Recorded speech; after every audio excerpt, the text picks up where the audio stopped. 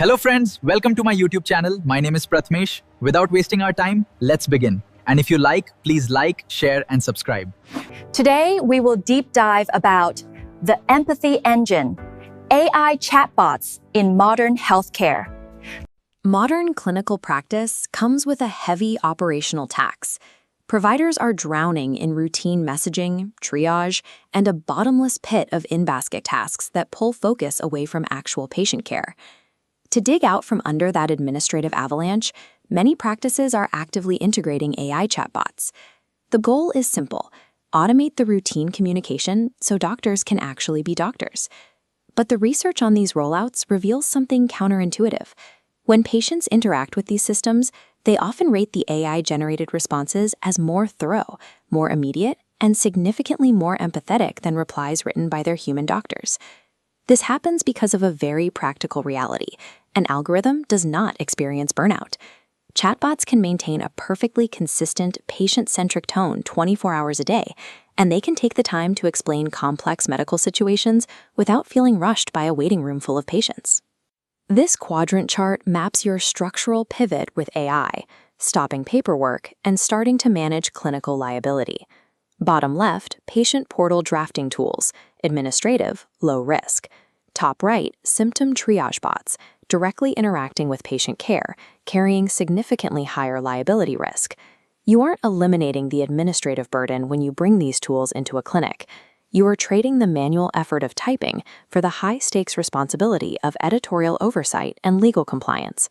Let's start with the high-risk category, triage and symptom assessment, tools like Ada Health, platforms like Sensely, and Buoy Health. This clinical AI matrix outlines how these specific bots function. Before a patient ever enters the exam room, they input their symptoms, and the AI assesses them by cross-referencing massive databases of clinical literature. Operationally, this works well for standardizing patient urgency. It gives the front office a clear read on who needs immediate attention, significantly reducing initial intake bottlenecks.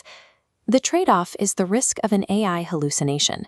This is when the algorithm confidently invents inaccurate medical literature or provides outright incorrect triage advice. If you leave these systems unsupervised, a single hallucination can lead a patient to make a harmful health decision. For the practice, that translates immediately into severe legal liability. Triage AI requires incredibly strict operational boundaries. It is highly valuable for gathering intake data, but completely dangerous if allowed to act as an autonomous diagnostic authority. A slightly different application emerges in mental health and emotional support AI, utilizing tools like Woebot and Yuper. As the matrix shows, these bots are designed to track patient moods between formal clinical sessions. They offer personalized meditations and rely heavily on established cognitive behavioral therapy techniques. Their greatest operational advantage comes down to psychology. Patients dealing with cognitive decline or sensitive issues burdened by stigma often feel zero judgment when typing to a machine. This lack of a judgment barrier frequently leads to much greater honesty about their mental state. However, over-relying on chatbots for emotional support creates a real risk of dehumanizing patient care. Human psychiatrists rely on a wealth of nonverbal physical cues, tone of voice, and micro-expressions to guide their care. Text-based AI is entirely blind to all of that context. Because of that blind spot, these tools must be strictly framed as therapeutic adjuncts to improve health literacy between visits.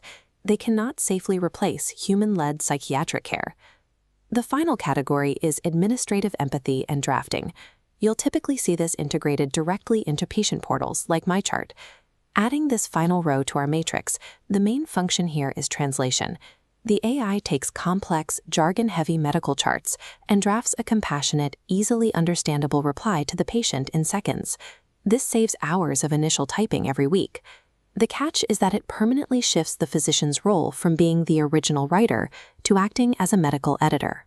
The danger arrives when practices attempt to get this exact efficiency on the cheap, bypassing secure portal integrations and dropping medical records into unauthorized, public-facing chatbots. Consumer AI models ingest the data you feed them. Dropping a chart into an unvetted bot accidentally discloses sensitive patient data to the public internet, triggering a massive, immediate HIPAA violation. This flowchart illustrates the safe deployment pipeline. It is the only legally viable method for integrating any of the AI tools we've discussed. Patient input goes into HIPAA-compliant processing, but then it must hit a mandatory choke point: human provider review. Human staff must physically review, edit, and approve every single AI-generated triage assessment or drafted message before it ever reaches a patient. Skipping this editorial step to save time removes the legal firewall protecting your practice. Clinical AI is an enterprise tool. It is absolutely not an autonomous agent. To make this work, you have to treat clinical AI like a highly capable, infinitely patient medical intern. It can do the heavy lifting, but a licensed attending must legally sign off on all of its work. This safe deployment scorecard shows the 4 baseline requirements your practice must pass before investing a single dollar: enterprise HIPAA compliance, a locked-in human-in-the-loop workflow, secured patient consent, and a defined narrow scope for the bot. Overburdened clinical teams desperate to standardize their communication tone are prime candidates for this tech. The same goes for mental health practices that need a reliable way to track patient metrics between formal sessions. Conversely, if you are an independent provider looking for a set-and-forget replacement for your administrative staff, or if your practice is unwilling to pay the premium for secure enterprise-grade software, you must avoid these tools entirely. The actual return on investment shows up in 2 very specific places: significantly boosting patient health literacy and reclaiming hours of physician typing time. AI can radically improve the perceived empathy of your clinic. The technology works, provided your human doctors maintain absolute final authority over the clinical narrative. We'll be breaking down exactly how to audit your digital infrastructure for HIPAA-compliant AI in our next video. Every single day, modern healthcare systems are crushed under the weight of an invisible avalanche. Millions of digital messages, test results, and patient inquiries flood the inboxes of medical professionals. This sheer volume of digital communication has created a clinical crisis known as electronic health record, or EHR, fatigue. Doctors are spending hours after their shifts just trying to clear their screens, driving burnout rates higher than ever before. To manage the influx, hospitals are plugging artificial intelligence directly into their networks, using chatbots to field routine questions and automate administrative replies. This side-by-side bar chart reveals a strange paradox uncovered by recent National Institutes of Health research. When evaluating the replies they receive, patients rate AI-generated responses consistently higher in quality and perceived empathy than human clinician responses. The algorithms outpace trained physicians by a wide statistical margin, scoring definitively higher at making patients feel heard and cared for. How does a deterministic string of code, completely devoid of actual human emotion, provide emotional support that patients rate better than a living, breathing doctor? To answer that, we have to look under the hood of what we can call the empathy engine. By deconstructing its 3 operational pillars, we can see exactly how algorithms replicate compassion and what the strict clinical risks are when we deploy them. In modern medicine, empathy is no longer an emotional abstraction. It is a measurable, mathematically engineerable metric. The first pillar operates right inside the electronic health record environment, the primary digital space where doctors and patients interact.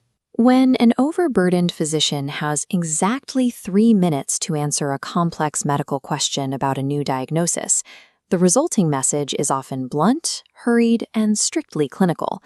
AI tools integrated into portals like MyChart step into this exact bottleneck. They automatically read the patient's message and draft a complete, supportive reply for the provider. The algorithm possesses an immediate systemic advantage. It never gets tired, delivering unwavering consistency regardless of message volume. It also performs a critical function known as health literacy translation. The software takes raw clinical inputs, strips out dense medical terminology, and builds immediate patient rapport. This makes care plans highly accessible, allowing patients to finally understand their treatment steps.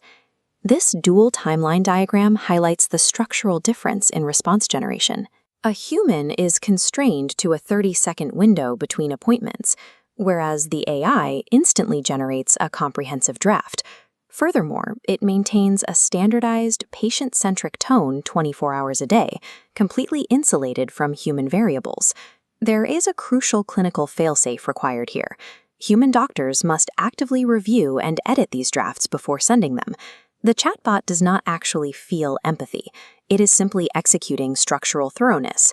What patients perceive as genuine emotional compassion on the other side of the screen is actually the algorithmic execution of consistent, highly available, and easily understood information.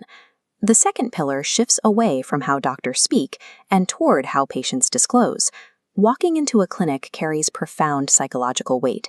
Patients frequently encounter the judgment barrier, a fear of human stigma that actively causes them to withhold the truth.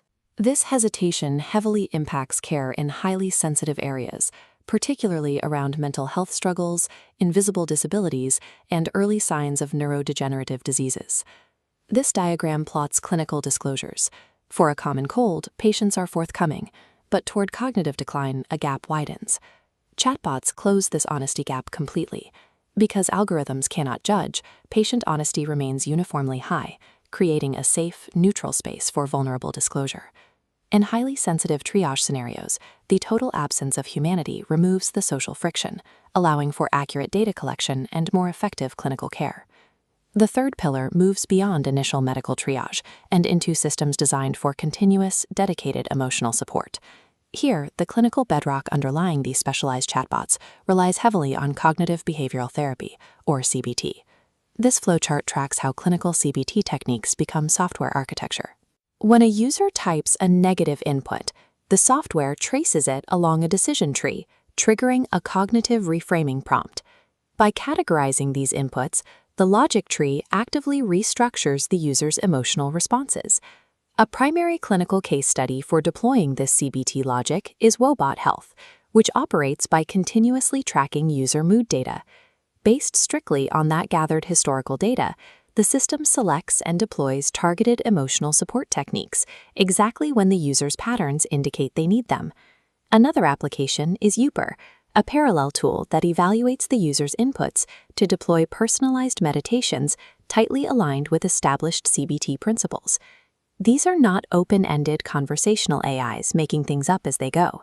They are rigid psychological frameworks executing predefined clinical pathways. This guarantees systematic psychological availability, an immediate response protocol that the inherently unpredictable schedule of a human therapist simply cannot match. AI achieves clinical empathy here by mechanically transforming proven psychological methods into a scalable, always-on conversational logic. Delegating critical clinical trust entirely to autonomous algorithms, however, inevitably introduces severe vulnerabilities into the wider medical system. This matrix plots clinical efficacy against systemic risk.